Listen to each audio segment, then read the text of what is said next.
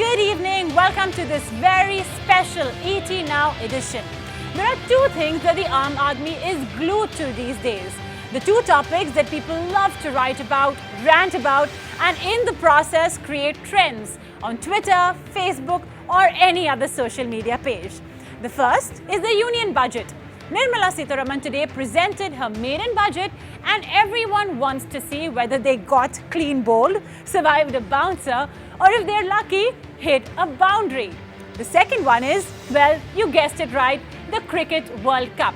The question is, will India be a third time lucky?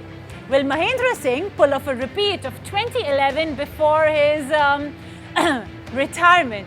We at ET Now are doing something special today.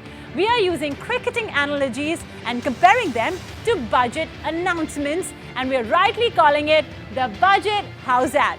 So pad up and let's start with how the innings that started just after the toss.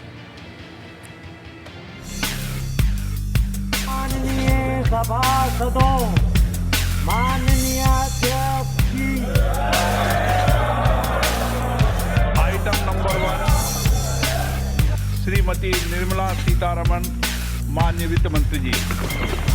I rise to present the budget for the year 2019-20. It is well within our capacity to reach the $5 trillion in the next few years.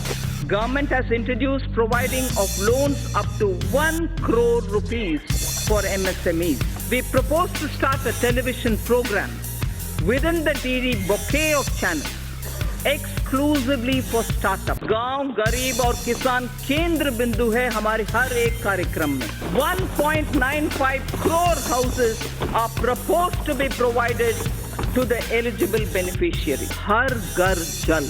To all rural households by 2024. Public sector banks are now proposed to be further provided 70,000 crores of rupees capital to boost credit for a strong impetus to the economy.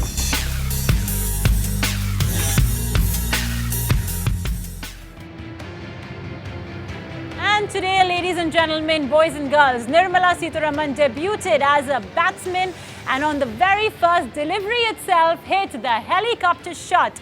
That shot landed straight out of the park was the government boost to electric vehicles. For a very long time now, electric vehicles was like the DRS that the ICC resisted for long, but when it was inevitable, it dived right in there to catch it with both hands. India jumped from Bharat Stage 4 to Bharat Stage 6. So hey, if you buy an electric vehicle, the government will give you a neat 1.5 lakh rupee income tax exemption. There's good news for automakers too, with custom duty rates being reduced as well.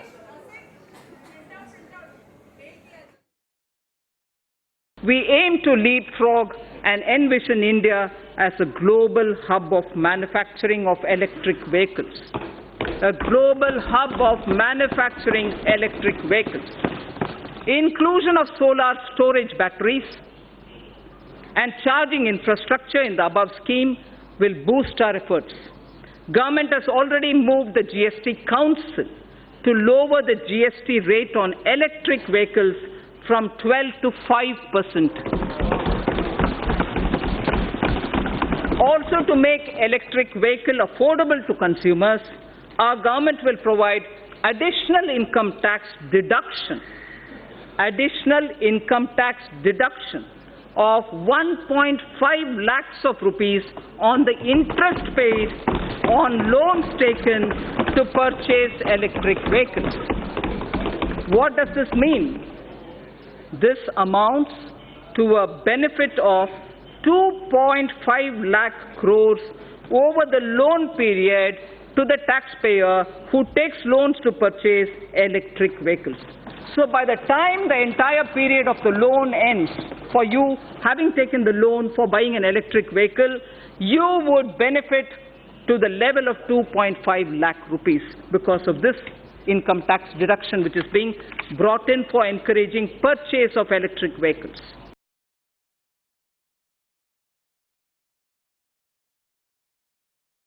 Sir, but the growth of electric vehicles would certainly come at the cost of the existing automobiles which run on combustion engines, and with the increase in petrol and diesel prices, do you feel that this is going to affect the automobile industry even more, which is already going through a very bad phase? No, this is not the case. Particularly the electric vehicle, it is the opportunity for the Indian manufacturer to become a electric vehicle manufacturing hub, and it is going to increase more export, creating more employment potential and good profit to the industry also.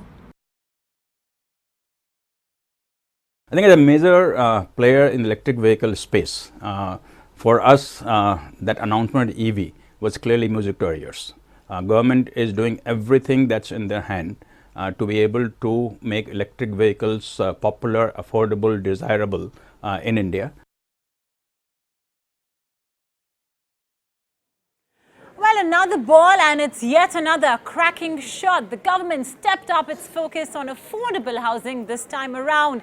The government will give an additional 1.5 lakh rupee deduction for interest paid on loan borrowed up to March 2020. But there's a caveat. The value of the house should not be more than 45 lakh rupees. The Empire verdict on the shot, and folks, it's another sixer. Large public infrastructure can be built on land parcels held by the central ministries and central public sector enterprises all across the country. Through an innovative instrument or innovative instruments such as joint development and concession, public infrastructure and affordable housing will be taken up. So clearly on the affordable housing, there was a lot that was said. Fortunately also the numbers were given of how much real estate affordable has been delivered in a rural and urban, and this year how much more is going to be delivered. Clearly the tax benefit that the Honorable Finance Minister said on the affordable housing, increasing it from 2 lakhs to 3.5 lakh, which will consequently save about 7 lakh rupees over the tenure of the home loan, does support that there's going to be more push given on the demand and the corresponding supply, but it is only limited to the affordable housing. So clearly very little being done on the mid-level or the top end of the residential segment. Overall, for the real estate sector, I would rate it a 7 out of 10. 4-5 good announcements. The first big announcement was interest paid deduction. She's increased it from 2 lakhs to 3.5 lakh. This is a big boon for first home buyers who are looking at buying an affordable home. Second big announcement was the housing finance sector is now going to be regulated by RBI and not by NHB. I think this will lead to more governance and better accountability of the sector. She also spoke about how central government land is going to be released for the affordable housing sector. That's something which is required because land availability has been one of the biggest challenges to promote affordable housing sector.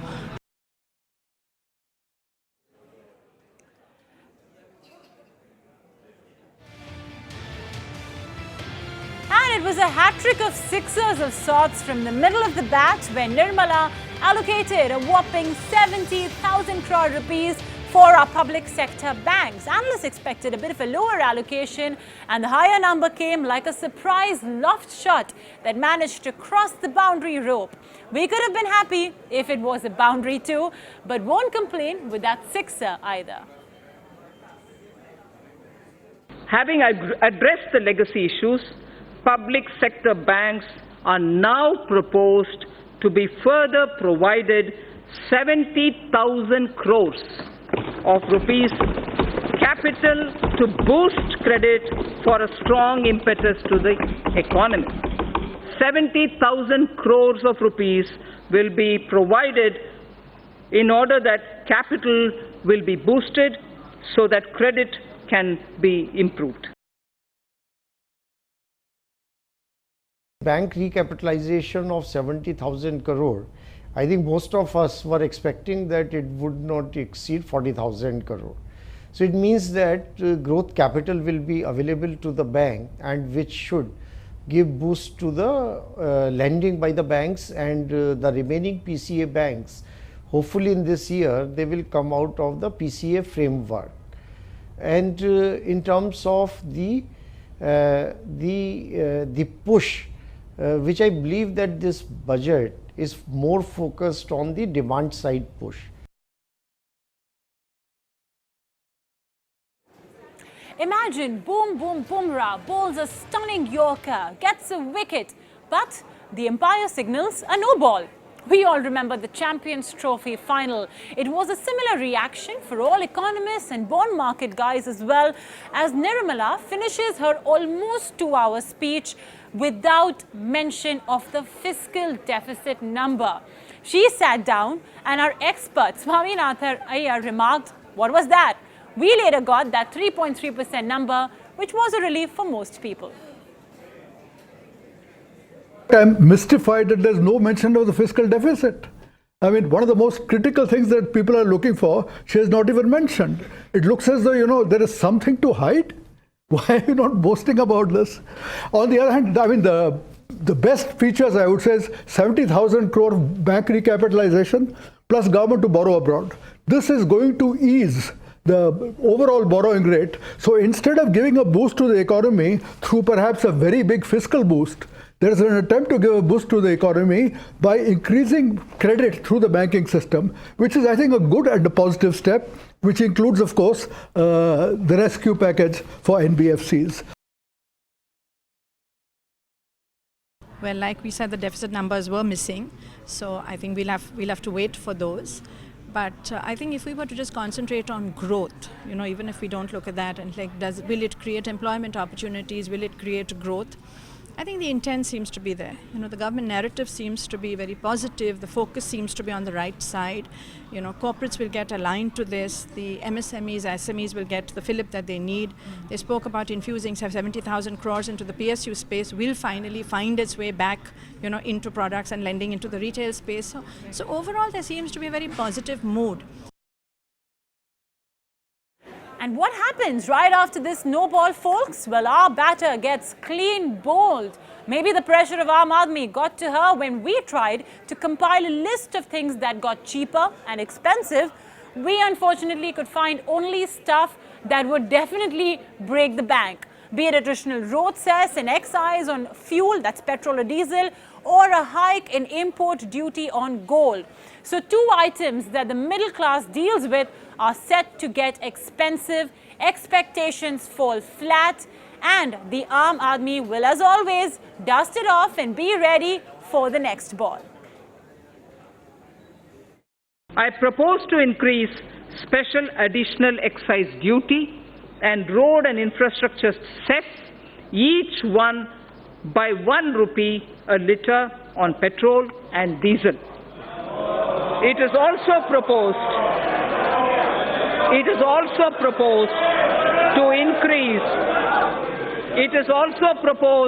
to increase custom duty on gold and other precious metals from 10% to 12.5%. I don't think that ₹1 is going to make a difference in terms of vehicle demand. I mean, everything has an impact, obviously, but I don't consider that ₹1 to make a difference. I think what has been said about ease of financing and what is being done to help NBFCs and banks in liquidity would more than offset, much more than offset any negative that might come from that ₹1. And folks, in the middle, the batch gets a bit tricky when Nirmala Sitharaman announces increased surcharge on super rich. For those earning more than 2 crore rupees to 5 crore rupees will be paying about 39% tax, while those earning even more than 5 crores are all set to pay about 42% tax. Now, there are two ways of looking at it, and that's why we're asking a third empire. Optically, it looks good. It looks like a good move that the poor and middle class will load. Rich people earn more, and it only makes sense that they pay more taxes. However, on the other side, how much is much will land in the government's coffers. Less than 4% of the population pays income tax, and the percentage of super rich will likely be under 0.5%. So how big an impact will this move have? Well, a third empire will decide. We are thankful to the taxpayers who play a major role in nation building by paying their taxes. However, in view of the rising income levels, those in the highest income brackets need to contribute more to the nation's development.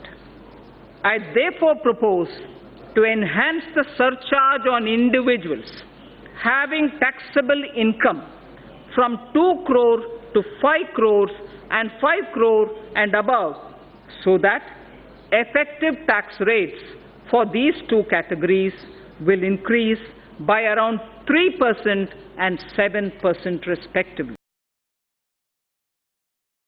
When you also have the higher personal tax rate being introduced on ultra HNIs, for example, this was the right time to then reduce the corporate tax rate to 25% all across. Just bite the bullet, because I'm sure there is a revenue, incremental revenue from personal taxation that the FM is expecting with the higher rates on high earning individuals. So this would have been the perfect sort of balancing act. Now, of course, a match always, folks, has to end with the man of the match presentation ceremony. The one with the most mention usually becomes the man of the match, and we are giving that prestige, that reward to the word tax. Tax was the most used word in today's budget, mentioned a whopping 176 times. So it was a unanimous decision, folks, because the second in line to that word was duty, which was used just 46 times. At this juncture, sir, I find wisdom in a line from Purananuru, which is a Sangam time Tamil literature piece. A Tamil Sangam era work, and this is done by Sitharaman. The verse, Yanai Pugunda Nilam, a land into which elephant gets in. Just a few mounds of rice from paddy that is harvested from a small piece of land would be sufficient for the elephant. But what if the elephant itself enters into the field and starts eating?